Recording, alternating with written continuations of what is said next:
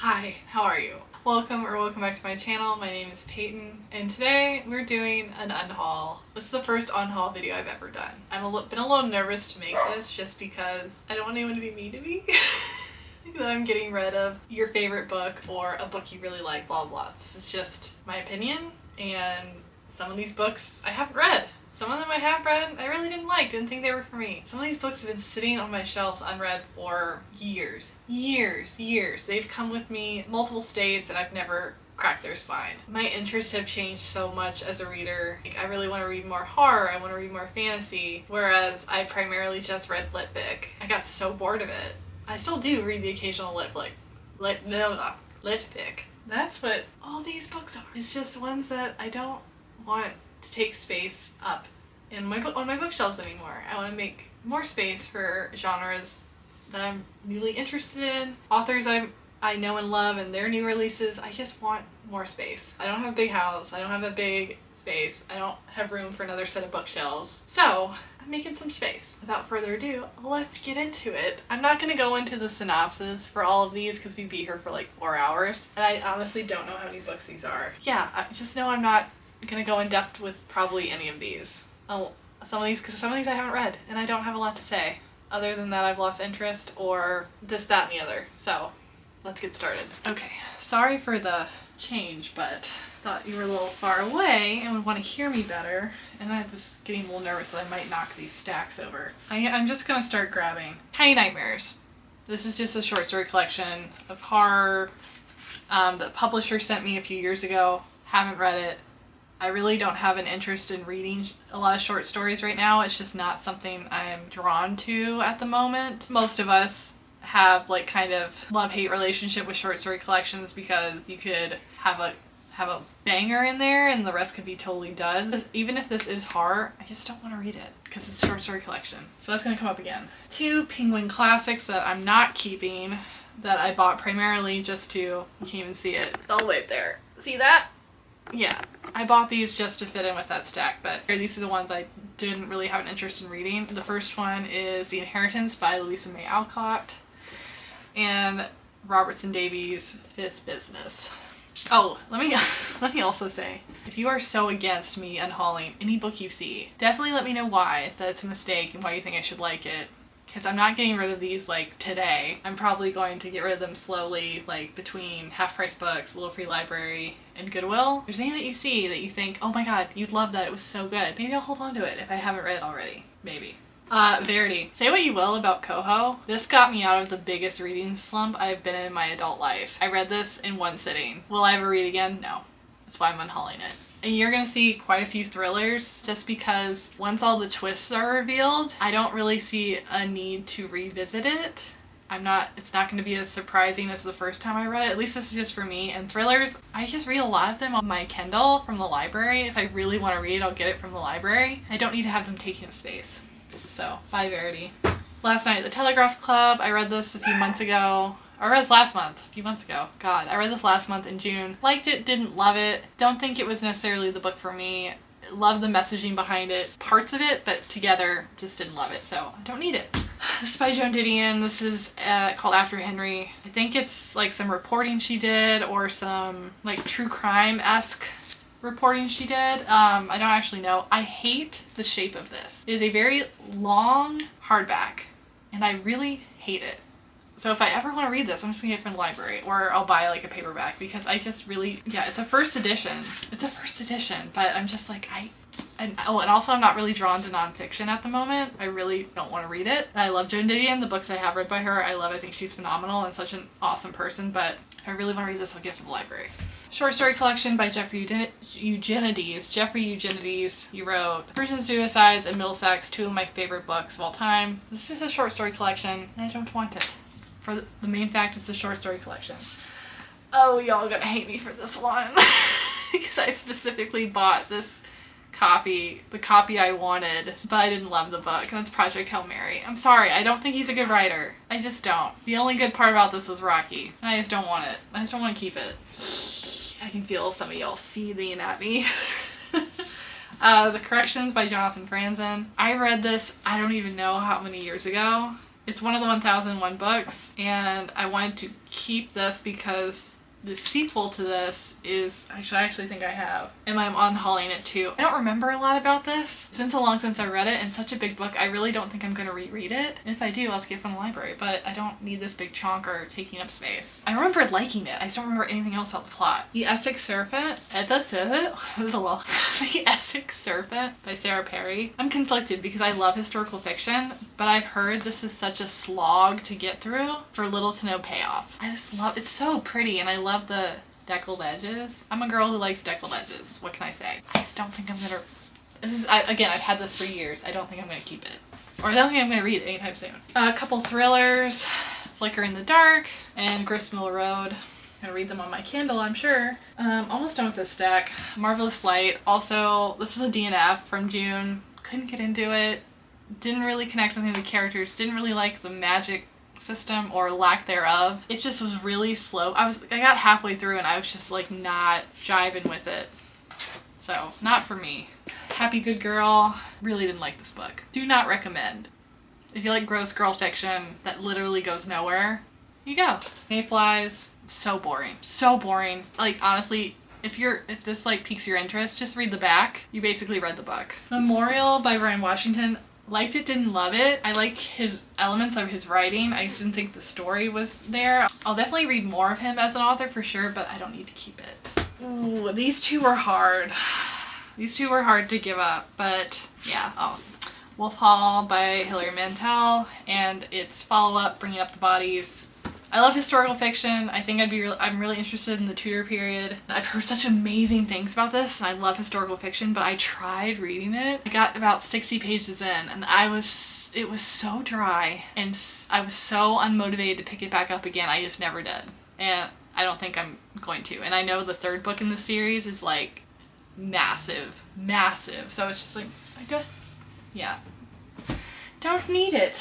This one I'm getting rid of for kind of a stupid reason. I'm getting rid of this copy of Dune. I like Dune. Don't get it twisted. I really like Dune. I like the movies. I like this book when I read it. This reminds me of a shitty ex I had before. Oh, he even wrote on the inside of it. I just don't want it. It's just, I have bad memories associated with him wanting to read this to me because it was his favorite book, and he just gives me the ick now, and like, so this is giving me the ick, and I just want nothing to do with it. Blech. Moving on, next stack. Oh my god. Almost knocked this whole thing over. The deeper the water, the uglier the fish. I tried reading this. How far did I get into it? Over 100 pages. I just didn't like the writing. I just was bored. It got really depressing, but not in a way like where I wanted to keep reading. It just wasn't. It was kind of like how I felt about reading like The Glass Castle. It was like so much of a bummer that I didn't want to keep picking it up again because I didn't like the writing style. Bye. Oh, here's the follow-up to, where is it? The Corrections. Freedom by Jonathan Franzen. Bye. Get a Life, Chloe Brown. I really like this. I didn't like it enough to keep it, and I will just get the rest of the books or audiobooks from the library. But I do recommend this. This is very sweet and cute. I just don't want to keep it. Oh, this one I don't know if I should give up. I'm conflicted on this one. This is also one I read in one sitting, and that's funny you should ask. Am I ever gonna reread this? It's so cute. It's just so cute. I read this so fast. I'm gonna put it in the unhaul pile, but I'm putting it in the unhaul pile. All the Ugly and Wonderful Things. I have no idea why I bought this. I have no idea why I have this. I know it has to do with drugs in the Midwest. Is it a thriller? I don't want it anymore. Waiting for the Barbarians by J.M. Coetzee. I do like J.M. Coetzee as a writer. I really do. I read this years ago. Can't tell you one thing about it. Don't remember anything about it. I remember the other books I read by him. Disgrace was like so depressing and really good, but I could not tell you one thing about this book, and I just don't need it. I don't need to keep it. Leave the World Behind. A lot of people don't like this book. I actually really liked it. I was like what the throughout the latter half of the book. Again, with thrillers, like I already know the twist, and it's just like, it's not going to shock me again, so it's like, I don't need it. The Dutch House by Anne Patchett. I've not read Anne Patchett. I don't think I'm going to. I think the ship has sailed with this author for me. I don't know why I think that. It's just it's not something, like I don't know. I'd rather read something else. I think I have another one. I think I have another Anne Patchett somewhere. I just don't think I'm gonna, if I want to, if I change my mind, I'll get it from the library. This is Also from Same Shitty Ex. I love Twin Peaks. This was like a little something that the show made during Twin Peaks, like an autobiography of Dale Cooper. Yeah, don't want it because he wrote something in the inside of it. And I love Twin Peaks, but not enough to read this. Stepford Wives by Ira Levin. I love this edition, but I don't think I'm going to reread this. And I have Rosemary's Baby. It's one of my favorite horror movies of all time. The book is like scene by scene the movie, and I don't know. This one it's fine. I just don't need it. Oh, this one's tough. But I haven't read it since high school, so it's kind of a funny story by Ned Vincenzi. I loved this when I first read it. I think I read it when I was a senior, about to go to college, and I got a tattoo associated with it. But it's been so long since I've read it that I'm worried that I won't feel the same way. And I don't know, it makes me kind of sad to think about it and to think about the author. So I don't think I want to hold on to it. The Whisper Man by Alex North, and The Last Thing He Told Me by Laura Dave. Thrillers that I don't want to have. Killers of the Flower Moon by David Graham. I saw the movie, so the likelihood of me reading this book is zilch, because I never do that. I never do that after I see a movie. Oh, here's the other Anne Patchett, Commonwealth. I'm sorry, y'all. I just don't think it's gonna happen. Swamplandia, Vampires of the Living Grove, and Orange World by Karen Russell. The queen of short stories. Queen of short stories. I think she is so amazingly talented. She's so imaginative, and like her stories are so unique. I'm never gonna reread. I'm never gonna pick these up again. I hope a new audience finds her. Oh wait, Swamplandia is a novel, sorry. Swaplandia is actually a full novel, but I hope another reader discovers her and loves her as much as I have. Olive Kitteridge and Olive Again by Elizabeth Strout. I loved this. I read this during COVID, like the early days of COVID. Read it one sitting, watched the HBO miniseries. So good, highly recommend. Publisher sent me this. Again, when I had my Instagram and I was really active on that, the publisher sent me this, and it's been so long. It's been so long that I'm gonna have to reread Olive Kitteridge, but I think the ship has passed on these. I'm passing them on. Ooh, this one's tough. This one's a maybe. Say Nothing by Patrick Radden Keefe. I started this in April, and I was really interested in it, but I just wasn't drawn to picking it up because, like I said, I'm just not in the mood for nonfiction, and I don't know when that's going to end. So I just thought it was best to DNF it because I didn't want to get in a reading slump. Incredible writer, incredible research right off the bat. I don't think I was going to pick it up again, and I didn't want to like lose memory of what I was reading because so much time had passed, but I do recommend this if you're into nonfiction and you haven't read this. Ooh, this one.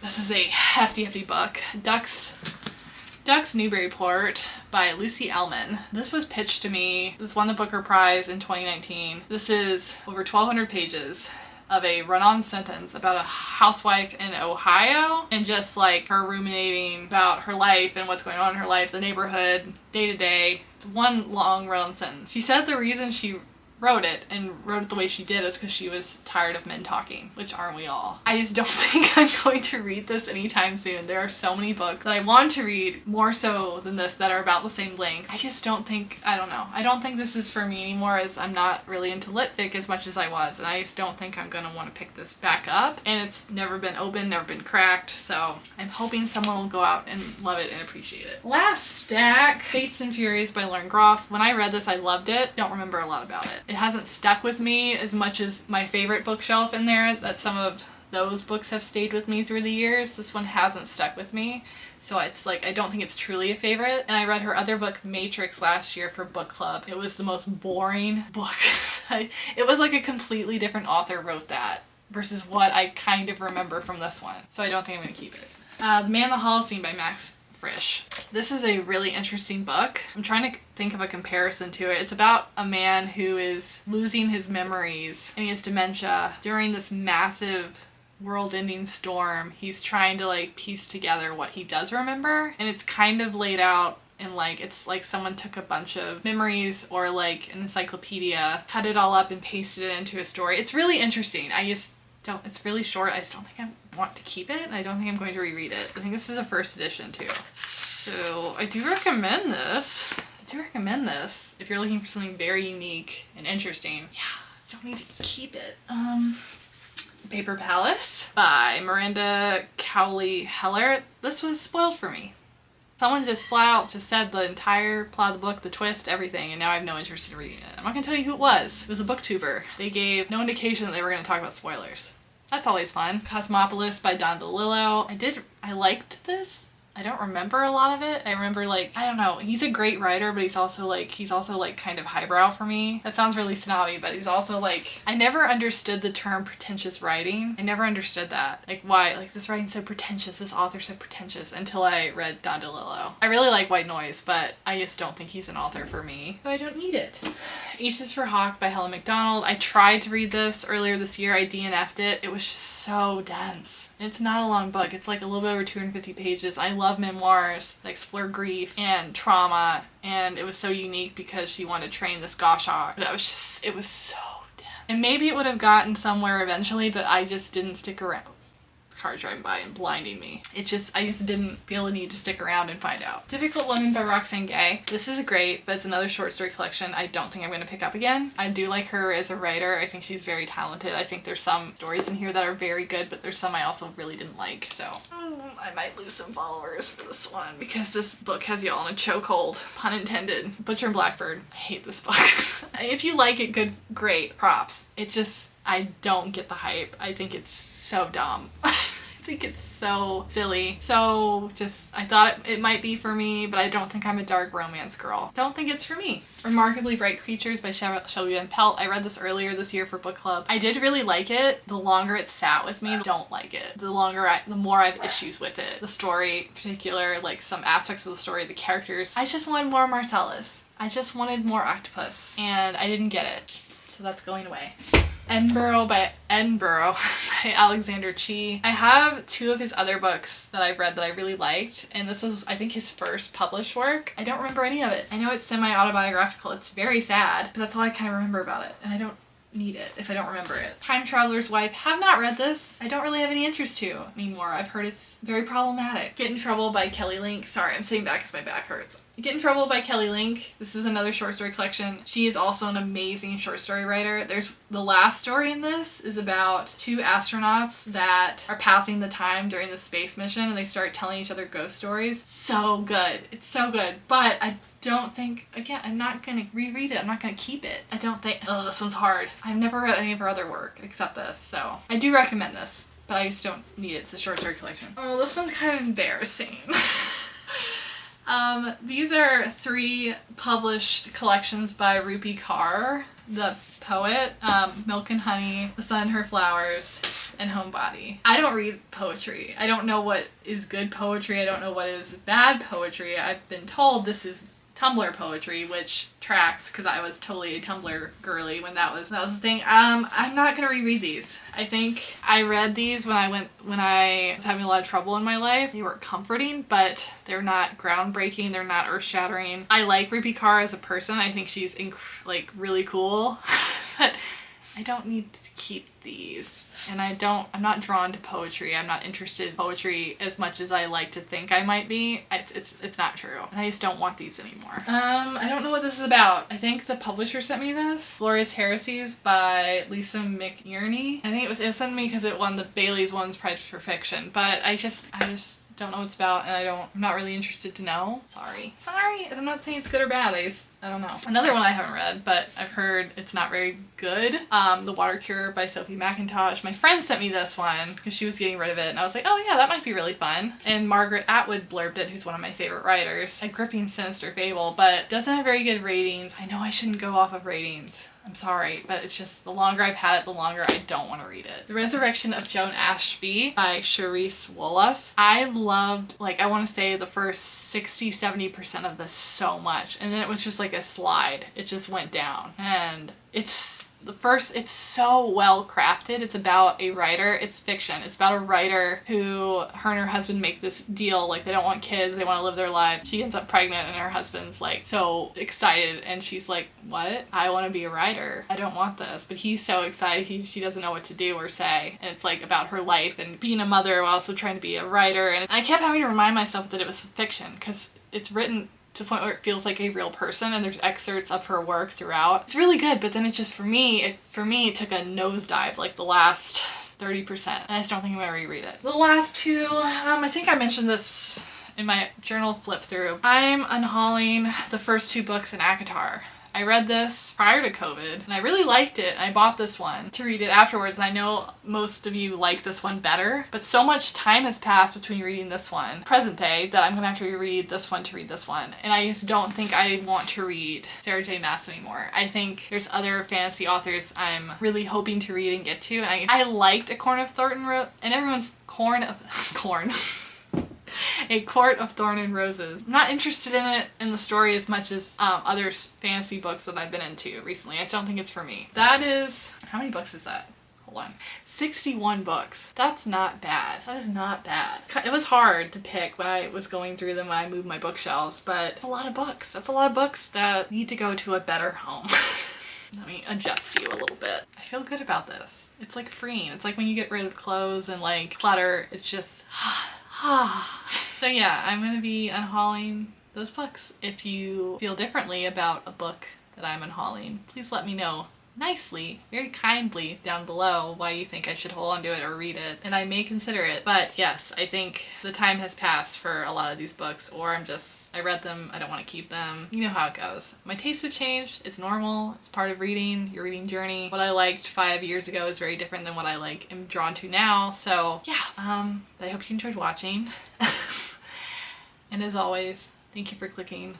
Thank you for watching, and I'll have a new video for you soon. Bye! Bye.